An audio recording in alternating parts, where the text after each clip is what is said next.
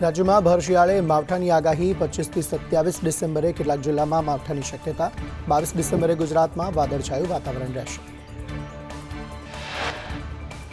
રાજ્યમાં હાડથી જવતી ઠંડીનો ચમકારો, નલિયા 6.4 ડિગ્રી તાપમાન સાથે ઠંડુગાર, 19 જિલ્લામાં તાપમાન 15 ડિગ્રીથી નીચું। રાજ્યમાં રાજકોટ, નલિયા, પોરબંદરમાં કોલ્ડ વેવની આગાહી, ઉત્તર પૂર્વના પવન ફૂંકાતા ઠંડીમાં વધારો। રાજકોટમાં 9.5 ડિગ્રી તાપમાન, કેશોદમાં 10.9 ડિગ્રી, મહુવામાં 12.5, અમરેલીમાં 12.6 ડિગ્રી તાપમાન નોંધાયું, ગાંધીનગરમાં 13.3 ડિગ્રી, જ્યારે અમદાવાદમાં 13.4 ડિગ્રી તાપમાન નોંધાયું। દેશના 12 રાજ્યોમાં કોલ્ડ વેવનું એલર્ટ, કાશ્મીરમાં આજથી 40 દિવસ હાડથી જવતી ઠંડી પડશે। શ્રીનગર, અનંતનાગ, શોપિયામાં તાપમાન -10 ડિગ્રીથી નીચે રહે તેવી શક્યતા। આવતીકાલે હિમાચલ, પંજાબમાં કોલ્ડ વેવની એલર્ટ, લાહોલ, સ્પીતિ, ચંબા, કુલ્લુમાં બરફવર્ષા થવાની આગાહી, રાજસ્થાનમાં 25 થી 27 ડિસેમ્બર સુધી વરસાદની આગાહી। જમ્મુ કાશ્મીરમાં હિમવર્ષા બાદ સોનમર્ગમાં બરફની સફેદ ચાદર પથરાઈ।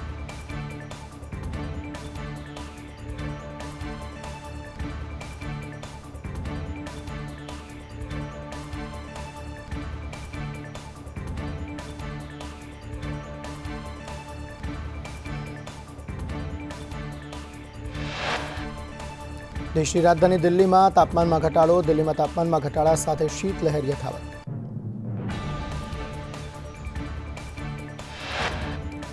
દિલ્હીથી લઈને યુપી, બિહાર, રાજસ્થાન સુધી કાતિલ ઠંડી, પહાડી રાજ્યોમાં તાપમાન 0 થી નીચે જતા હિમવર્ષા, દિલ્હી અને શિમલામાં લઘુત્તમ તાપમાન 5 ડિગ્રી નોંધાયું।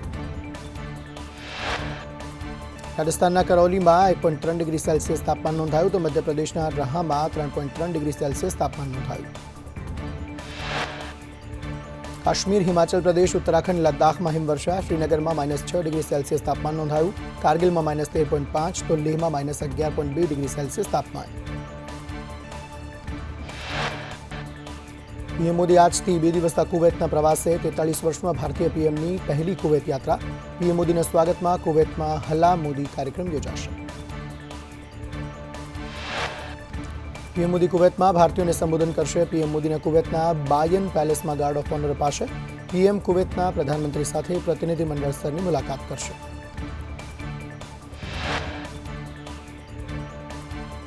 જયપુર ટેન્કર બ્લાસ્ટમાં મૃત્યુઆંક 14 પહોંચ્યો, દુર્ઘટનામાં 80 થી વધુ લોકો ઘાયલ, 30ની હાલત ગંભીર। ગઈકાલે ગેસ ટેન્કરમાં આગ લાગતા દુર્ઘટના સર્જાઈ હતી।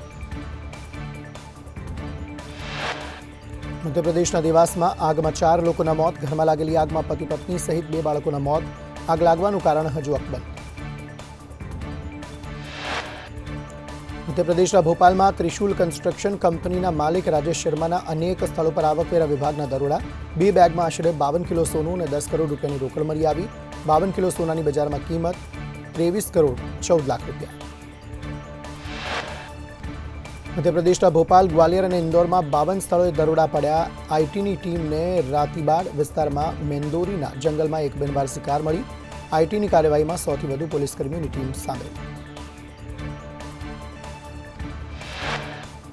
સંસદમાં બેગને લઈ રાજકારણ ગરમાયું, ભાજપના મહિલા સાંસદ અપરાજિતા સારંગી લોહીથી 1984 લખેલી બેગ લઈને સંસદ પહોંચ્યા। અગાઉ પ્રિયંકા ગાંધી પેલેસ્ટાઇન અને બાંગ્લાદેશથી બેગ લઈ સંસદ પહોંચ્યા હતા। ઉત્તર પ્રદેશમાં મહાકુંભની તડામાર તૈયારીઓ ચાલી રહી છે, ત્યારે પ્રયાગરાજના સંગમ વીઆઈપી ઘાટની તૈયારીના ડ્રોન વિઝ્યુઅલ્સ સામે આવ્યા। ગુજરાતના કમુરતાબાદ વોર્ડ અને મંડળના પ્રમુખોની વરણીની પ્રક્રિયા શરૂ થશે। જાન્યુઆરીના અંતમાં પાટીલને જવાબદારીમાંથી મુક્તિ મળશે। જાન્યુઆરીના પ્રથમ સપ્તાહમાં 50 સંગઠન રચાઈ શકે। વર્તમાનમાં 33 જિલ્લા, 8 મહાનગરોને મળીને કુલ 41 સંગઠનો, 50% સંગઠનની રચના કરવાનો લક્ષ્યાંક।